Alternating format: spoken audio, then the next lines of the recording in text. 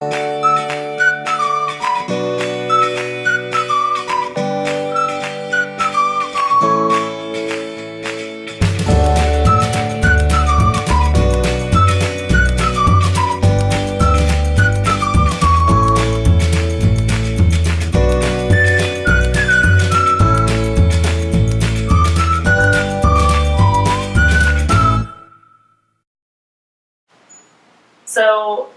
we're back.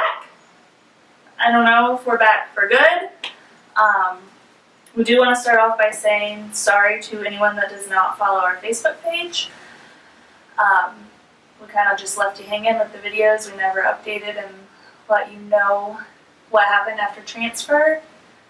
And basically, our IVF was a no-go. We found out June 29th. Something like that. I think that was the day. It's all kind of mixed together now. We got the call, and my HCG was not really anything. It was like a 1 point something. I had to go back and test the next day. 2 days. 2 days. And then it bottomed out, or went to 0, whatever. We went in for a consultation a week or 2 later. Something like that. And the doctor sat with us for an hour and explained things that he thought might have happened, all the way from from retrieval to transfer. We don't have to get into all that detail because there's a lot. But he says he thinks it was a biochemical pregnancy, which he was saying that he believes it took in the very beginning, but then something was wrong with the embryo and it no longer could grow. I'm not sure how we feel about that. I don't know. I want to believe that that was the case, but it's hard to know for sure. So, as of right now, we do not see another IVF in our future. Unless one of you want to give us close to $20,000, then maybe, but we just don't think it's something that we're supposed to do again. We did tell ourselves that we would give ourselves a year from when we found out it didn't work. So around the end of June of 2018, we'll know, hopefully, maybe before, maybe even after, but what we want to do with our lives. How do we want to become parents? Do we want to do more fertility? Which, like I said, right now, neither of us feel like that's an option. If we want to grow our family through fostering, to adoption, or just adoption, we're not really sure. But I feel like we're slowly making our way into figuring out what's best for us. It's a healing process. It's not like we're just, just trying to find our way through some other process that you just kind of go through the motions. There are no motions. There's not motions, there's emotions. Right. And right now we need time to process our emotions and how we're able to go through it, because it wasn't just something, as you can see from our previous videos, it wasn't just something that we took lightly or threw together right. last second. There was a lot that went into our whole process. I told Stephanie, I said, we gave everything we had, heart and soul, into becoming a family. And it has hit us hard. We can sit here and make it look like... Yeah, we can explain the ins and outs of what happened and where we went through and what the results were, what the numbers were. But numbers, charts, results, all that aside, it's so much more than just that. It's so much more than just a file within a doctor's office. It's who we are, and so we can't just flip a switch like that and be like, let's adopt or let's foster. That's why we want to give ourselves time. Like I said, it might take even longer than a year, right. But we want to give ourselves at least a year. like I said, we could sit here and pretend that, like, we're fine, we're getting through day by day, but if we were honest, it's been a struggle. It's been very hard.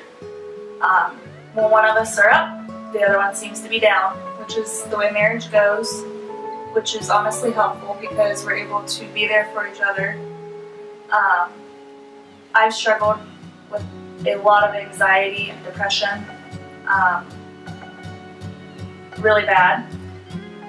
Nothing like suicidal bad, but just, I told my sister the other day, I felt like I was one of those little cartoons in the depression commercials, which I can sit here and laugh about, but honestly, like, I don't know. Alex has always been a huge, like, inspiration for me whenever it comes to trying to be positive, getting up every day, trying to find the positive in every day. And I try to wake up every morning and just say, God, thank you for letting me wake up today. And if that's all I can be thankful for today, then that's okay, but I'm trying. I try not to wake up and be like, ugh, like I'm not, waking up with morning sickness, or I'm not feeling a baby kick, or I try to wake up and just say, thank you, God, for letting me live today. And I think part of the struggle is it's really hit Alex really hard. Like, he's the type of guy, I think we've even talked in videos past, where he was, let's brush it under the rug, let's not think about it, worry about it, deal with emotions, we'll be fine. And it's really hit him hard. And I don't know, it's just, I don't want to say I'm glad to see that, but it is nice to see that finally, 4 years later, we're able to go through this together. We're able to have these emotions together. We're able to feel together. It's not just me constantly, crying or being sad or anything like that. And we're not sad every day, all day, but I would say we probably think of it at least once a day. I do anyway. I do for sure, yeah. We have our little embryo picture on the refrigerator, and I did take it down for a while, but then I was like, you know what, I want to put it back up. And I don't know why, but I just want to share this one story. And Alex and I and my family went to Orange Beach, Alabama this summer, and we were both, I think, really struggling because I was supposed to be, almost 15 weeks along, if it would have worked out. And we had a vision in our minds what it was going to be like on this vacation, what I would look like, what it would be like to be pregnant at the beach and my whole family be there, and that didn't get to happen. And one night, I think it was a couple nights before we left, or the night before we left, Alex came walking into the kitchen of the condo, and he said that he wanted us all to write notes to our end baby. And we just happened to have index cards there.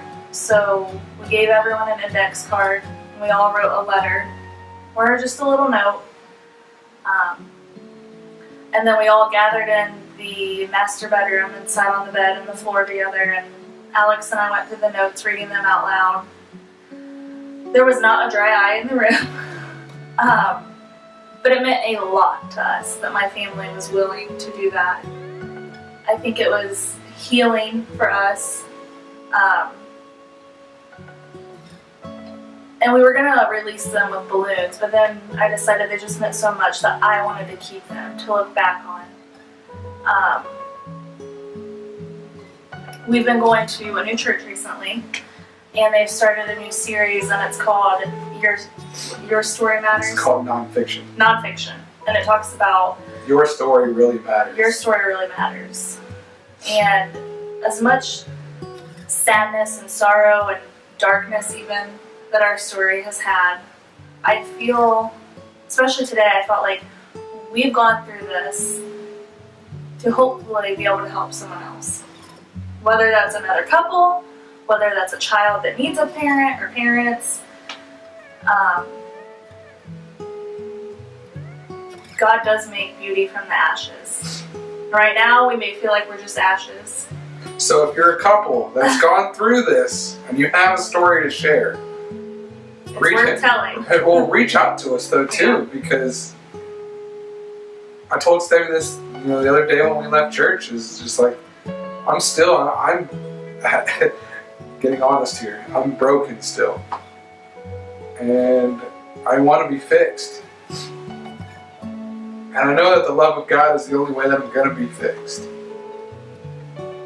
But something that our pastor was saying today is God is doing something in you so he can do something through you. And that's what I was sitting there thinking today is I'm looking to hear the end of our story, or the end of another story, to see how in hindsight God can take such a tragedy and turn it into such a triumph. And I'm looking forward to that. But like Steph just said, right now it does kind of feel like we're still in the ashes. So the beauty will come. And we have to be open and willing, I think, to let the beauty come. Right. And that comes through the healing process. I don't know, it's like I said, when one of us are up, the other one's down, it seems, and it is hard, it is a struggle, but I don't know, today I think, even maybe just this hour, I feel positive. Maybe it's just because we had a really uplifting church experience, I don't know, but right. I know for sure that we can get through this. Yeah. We have gotten through it so far. I think seriously waiting till now to go through it when we were older has been better for us, because I think if we would have tried this back in the day as soon as we found out about our infertility, I don't think we would have been able to make it. I don't think we would have strived. I mean, it's been a lot of work. Our marriage was nowhere near where it should have been. Right. It wasn't a firm marriage whatsoever. I mean, we were young. We were young kids who just got married. I say that lightly, but it's true. I loved Steph back then, more than I've ever loved anything else. And to think of where we were then to where we are now is unbelievable. I mean, I love this woman so much that I know that if we continue to work together and work close to God and put each other back together and lift each other up, that we'll get past anything and we'll get past this. And one thing that I am learning that is a positive from going through this is we're learning a lot of who we are. And we're kind of, letting go of what our mentalities were before, and we're kind of, we realized we needed to experience life a little bit and get out more into the world, not necessarily to be in the world, but to experience life experiences together and build our relationship together and focus on husband and wife and realize where our future is going to go forward. And a big part of that is where we've been visiting this church. And it may not be the church that we're going to stay in forever, but it is something that's just been eye-opening to me. It's been very uplifting. It's different surroundings. It's just Steph and myself and God, and we're able to, I don't know. We get to go and just sit and enjoy. We're not volunteering right now. We don't have any responsibilities. We just get to go and soak in God.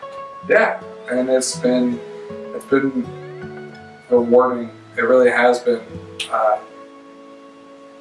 I think because, especially myself, and like we said, I was always like a silver lining person, and that's how I always took on life. Well, when our IVF didn't work out,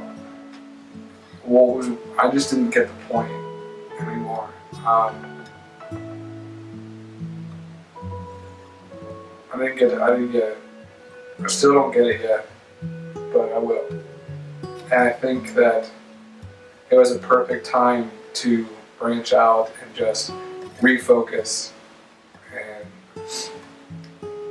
hopefully this story will mean something to us like it already has, but it'll bring such a greater purpose to our life, and we can look back on it and be proud of it. I don't have regrets. I have not remorse. I have pain. I have a scar, and scars are our story. And so hopefully we can turn it and use it.